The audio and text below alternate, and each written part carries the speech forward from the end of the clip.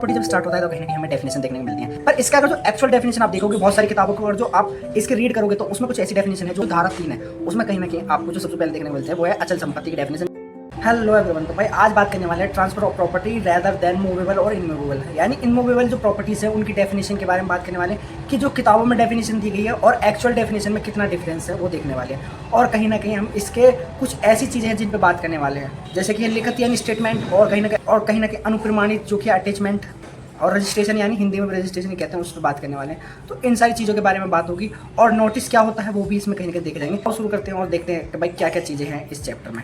सबसे पहले अगर मैं डेफिनेशन की बात करूं तो आप अगर जो डेफिनेशन देखने जाओगे तो चैप्टर धारा 3 में, यानी चैप्टर का जो धारा 3 है उसमें कहीं ना कहीं आपको जो सबसे पहले देखने को मिलता है वो है अचल संपत्ति की डेफिनेशन। चल संपत्ति, अचल संपत्ति यानी मूवेबल प्रॉपर्टी, इनमूवेबल प्रॉपर्टी या इनमूवेबल प्रॉपर्टी, ये हमें देखने को मिल जाती है। तो इसमें जो हमारी अचल संपत्ति यानी इनमूवेबल प्रॉपर्टी उसमें कुछ शब्द ऐसे हैं जिनको समझना बहुत ज़्यादा कठिन है। जैसे कि आप इसमें देखोगे खड़ा कास्ट। खड़ा कास्ट का मतलब होता है स्टैंडिंग टेम्पर। स्टैंडिंग टेम्पर जो कुछ चीज़ें खड़ी की जाती है, यानी जैसे कि पेड़ हो जाता है उसको कहीं ना कहीं हम एक स्टैंडिंग टेम्पर कह सकते हैं। उगती फसल को आप अगर देखोगे तो ग्रोइंग क्रॉप्स से होती है, जैसे कि बहुत सारी चीज़ें हैं जो ग्रोइंग की जाती है, जैसे हमारी नाज की फसल होती है और बहुत सारी फसल है जिनको उगाया जाता है। और तीसरी चीज़ जो होती है उसमें होती है ग्रास। तो ग्रास होती है ग्रोइंग क्रॉप्स। अब जो इसमें डेफिनेशन दी गई है वो आप देखो, खड़ा कास्ट, उगती घास या फसल या घास नहीं आती, ऐसी चीज़ें किस तरह से इसमें डेफिनेशन के बारे में बताया गया, जो कि थोड़ा हमारे जो स्टूडेंट हैं उनके लिए समझने को थोड़ा कठिन होता है। तो मैं इस चैप्टर की मेनली बात करूँ तो ये चैप्टर थोड़ा कठिन होता है हर स्टूडेंट के समझने के लिए।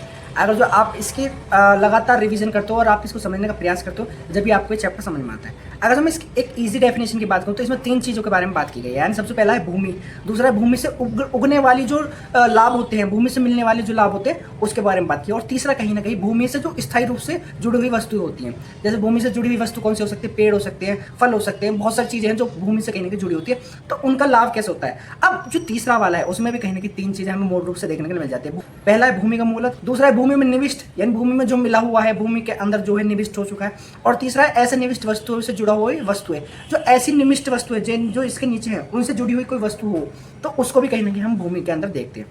अब इन तीनों के बारे में प्रॉपर्ली बात करते हैं और देखते हैं भाई ये कौन सी ऐसी चीज़ें हैं जो हमारे एग्जाम में आ सकती हैं और हमें कहीं ना कहीं इंपैक्ट करती हैं। इस डेफिनेशन में दिए गए पॉइंट्सों के एक्सप्लेनेशन के बारे में बात करते हैं कि इनका क्या क्या वस्तुएं आती हैं और कौन कौन सी वस्तु आती है उनको एक्सप्लेन करते हैं और देखते हैं इनमें क्या क्या हमें देखने के लिए मिल जाता है। पहला जो मैंने बताया था वो आपको कहीं ना कहीं भूमि बताया था। भूमि होता है जैसे कि आप एक सपाट चीज़, जैसे कि जिस पर आप स्टैंड करते हो या आप चलते हो या आप दौड़ते हो या आपका घर बना हुआ है, और भी बहुत सारी चीज़ें जो आप दिन भर में करते हो या आप कहीं भी जाते हो या आते हो तो आपको एक प्रॉपर स्थायी रूप से आप चलते हो, उसको कहीं ना कहीं भूमि कहते हैं। और भूमि से आप हमेशा जुड़े रहते हो, कभी भी आप भूमि से अलग नहीं हो सकते। भूमि को कहीं ना कहीं हम धरातल भी कहते हैं, और धरातल हम उसको कहते हैं जिसमें हम अक्सर रहा करते हैं, यानी हम जिस पे चलते हैं उसको धरातल भी कहते हैं। तो धरातल उसके नीचे जितनी भी दी गई संपदा है वो कहीं ना कहीं धरातल के अंदर आता है। जैसे इसमें है मिनरल्स, यानी मिनरल्स जो भी चीज़ें मिल जाती हैं, जैसे कि ऑयल वॉयल है या आपका कोई ऐसी चीज़ है जो मिल सकती है। दूसरा है खनिज संपत्ति मिल सकती है, झील, तालाब, नदियाँ, ये जो भी चीज़ होती हैं ये जो लैंड पर सब होती हैं ये कहीं ना कहीं आपके लैंड के अंदर ही आ जाती हैं, ये किसी और की नहीं है, ये सब चीज़ें आपके लैंड पर तो आपकी संपदा होती है। दूसरा कहीं ना कहीं है भूमि से उत्पन्न होने वाले लाभ।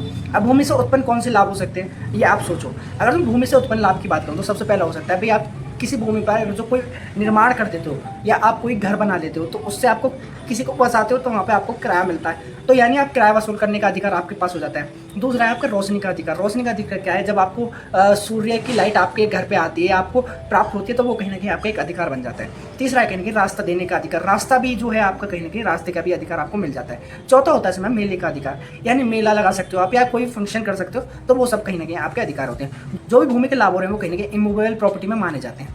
अब तीसरा होता है कहीं ना कहीं भूमि से स्थायी रूप से जुड़ी हुई वस्तुएं। अब भूमि से जो जुड़ी हुई वस्तुएं क्या हो सकती है, जैसे पेड़ है, पौधे हैं, ये जो भूमि से जुड़ी हुई वस्तुएं यानी भूमि से तो जुड़ी हैं पर उनकी जो शाखाएं हैं वो ऊपर की तरफ है, यानी और भी चीज़ हो सकती है, जैसे घर हो सकता है आपसे भूमि से जुड़ा हुआ है, या कोई भी ऐसा निर्माण हो सकता है जो भूमि से कहीं ना कहीं जुड़ा हुआ है और वो ऊपर की तरफ है, तो उसको हम कहीं ना कहीं भूमि से जुड़ी हुई वस्तु कहते हैं। अब इनमें मैंने आपको बताया था कि 3 चीज़ें इसमें हमेशा आपको देखने को मिल जाती है। पहले इसमें भूमि में मूलित। अब आप इसके नाम से समझ सकते हो, मूलित का मतलब होता है जो भूमि में उगाई गई है या भूमि से जुड़ी हुई है। मूलित के में आता है जैसे नेचुरल चीज़ें, पेड़ पौधे और कहीं ना कहीं आपकी झाड़ी।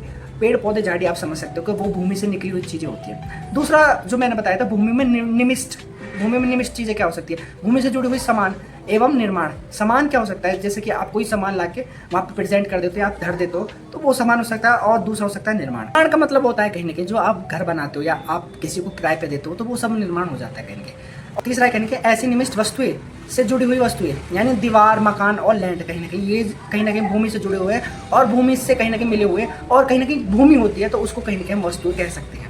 तो ये 3 चीज़ें हैं जो कहीं ना कहीं हम भूमि के बारे में बात करते हैं, और भूमि की प्रॉपर डेफिनेशन एक तरीके से ये हो जाती है। मुझे पता है ये चीज़ बहुत बड़ी है, पर अगर जो आप इन चीज़ों को पेपर में एक्सप्लेनेशन कर देते हो अपने वर्ड्स में, तो भाई आप आग लगा सकते हो, और कहीं ना कहीं आपका जो भाई नंबर है वो हाई लेवल पे जा सकते हैं। हम कहीं ना कहीं अब इसको एक्सप्लेन कर सकते थे, भाई इसमें 3 चीज़ आते हैं, भूमि, भूमि से उत्पन्न होने वाली चीज़ें, और कहीं ना कहीं भूमि में स्थायी वस्तु है जो जुड़ी हुई वस्तु है, ऐसा हम कह सकते थे। पर भाई इसका एक्सप्लेनेशन इतना ज़बरदस्त है कि अगर जो हम एक एक चैप्टर को या एक एक प्याज के जो होते हैं, अगर जो हम एक एक हटा के देखें तो हमारा एक्सप्लेनेशन कहीं ना कहीं बहुत अच्छा हो जाता है, और हमारे माइंड में वो चीज़ें अच्छी तरह से बैठ जाती हैं। मेरा पढ़ने का तरीका यूँ ही है, मैं एक एक चीज़ को भाई डिटेल में पढ़ूँ, और मैं पढ़ता ही नहीं, मैं यूट्यूब पे जाके हर वीडियो को देखता हूँ, कहीं ना कहीं हर वीडियो में कहीं ना कहीं एक नई चीज़ मुझे सीखने के लिए मिल जाती है। बहुत से लोग कहेंगे कि भाई आप वीडियो जो बनाते हो वो कहीं ना कहीं थोड़ा सा हमें उनकी तरह लगता है, या थोड़ा सा उनकी तरह लगता है, हो सकता है भाई लगता हो, क्योंकि मैं एक चीज़ से नहीं पढ़ता, मैं बहुत सारे यूट्यूबर से पढ़ता हूँ, और कहीं ना कहीं हर चीज़ को एक्सप्लेनेशन अपने लैंग्वेज में करके, आप उनकी लैंग्वेज को समझ कर मैं उसके ऊपर वीडियो बना देता हूँ। तो इसके बाद ही कहीं ना कहीं हम एक्सप्लेनेशन और अच्छा होता है, और मैं आपके लिए भाई कॉन्टेंट निकाल के लेके आता हूँ, जिसमें आप कहीं ना कहीं भाई मेरी लैंग्वेज जो पहले मैं समझ सकता हूँ, फिर मैं आपको समझा सकता हूँ, क्योंकि मैं भी एक स्टूडेंट हूँ, मुझे पता है बहुत से टीचर ऐसा पढ़ाते हैं भाई उनकी लैंग्वेज बस किताबी वाली हो गई, समझ नहीं आती, तो मैं भी उन लैंग्वेज को समझ के और आपको प्रॉपर गाइडेंस दे सकता हूँ, जिसके बाद मुझे भाई प्रॉपर अच्छा लगे कि भाई मैं किसी को समझा पा रहा हूँ।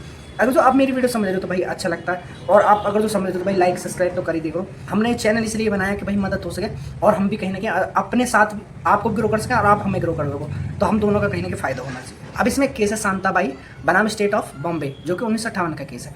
अब इसमें कहीं ना कहीं एक पेड़ के बारे में बताया गया कि पेड़ क्या क्या इमूवेबल प्रॉपर्टी में आता है या नहीं आता, बहुत सारी चीज़ें जो इसमें बताई गई। तो मैं इस केस को पढ़ देता हूँ, उसके बाद आप समझ सकते हो उसमें क्या बताया गया। जैसे कि इसमें पहला पॉइंट बताया गया, जो कोई व्यक्ति पेड़ लगाता है तो उसका इंटेंशन देखा जाता है कि भाई वो क्यों लगा रहा है, क्या लगा रहा है। जैसे फल देने वाला पेड़ होगा तो वो फल के लिए लगा रहा है कि कहीं भाई मुझे फल प्राप्त हो, इससे इंटेंशन उसकी होगी भाई मुझे फल प्राप्त हो गए। कोई अगर जो बड़ा पेड़ लगा रहा है तो उसका कहीं ना कहीं इंटेंशन हो सकता है वो लकड़ी के लिए लगा रहा है। तो इसमें वो चीज़ें उद्देश्य में मतलब उसका जो इंटेंशन है वो देखा जाता है, वो उसको काटने के उद्देश्य से नहीं लगा रहा, ये भी देखा जाता है वो कहीं उसको काटने के उद्देश्य से तो नहीं लगा रहा। तो जिसके बाद हम इसको स्टैंडिंग टाइम पर नहीं मानेंगे, यानी इसको इमूवेबल प्रॉपर्टी की तरह देखना चाहिए। क्योंकि अगर जो पेड़ लगाता है कोई व्यक्ति और उसका इंटेंशन भाई कुछ और है, जो इंटेंशन दूसरे व्यक्ति का नहीं है, तो कहीं ना कहीं हम इसको स्टैंडिंग टाइम पर न मानेंगे। भाई ये प्रॉपर्टी नहीं है किसी की, हो सकता है वो किसी और इंटेंशन से लगा रहा हो, तो इसको हमें इमूवेबल प्रॉपर्टी मानना चाहिए कि भाई इसको कोई काट के भी ले जा सकता है। तो ये प्रॉपर ऐसा ना है कि भाई वो पेड़ यही है कभी जिंदगी भर को लगा दिया। तो हर चीज़ उसमें देखी गई है, ये बताया गया है भाई शांताबाई बनाम स्टेट बैंक ऑफ मुंबई